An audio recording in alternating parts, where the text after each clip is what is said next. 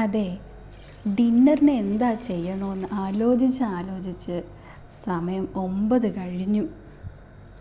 എന്നാൽ ഹസ്ബൻഡിന് ഇഷ്ടമായിട്ടുള്ള കഞ്ഞി ചെയ്യാമെന്ന് വിചാരിച്ചു.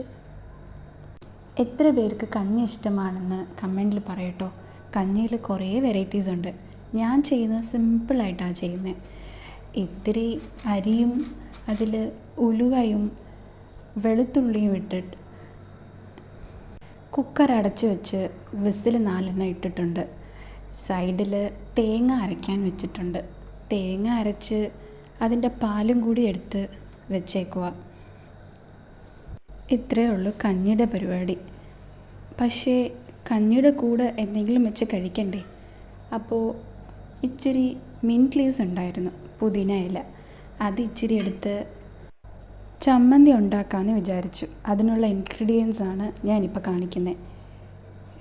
പുതിന ഇല എടുത്തിട്ടുണ്ട്. അതിൽ പൊട്ടുകടല ഇച്ചിരി, 2 പച്ചമുളക്, പുളി ഇച്ചിരി, പിന്നെ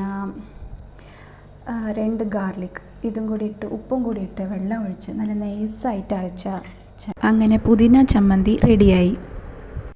കഞ്ഞി വെന്തതിന് ശേഷം എടുത്തു വച്ചേക്കുന്ന ഈ തേങ്ങാപ്പാലും കൂടി അതിലൊഴിച്ച് നല്ല ചൂടാക്കി എടുത്തിട്ടുണ്ട് കേട്ടോ.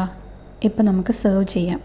നല്ല ടേസ്റ്റി ആയിട്ടുള്ള കഞ്ഞിയും തേങ്ങാപ്പാൽ ഒഴിച്ച കഞ്ഞിയും റെഡി.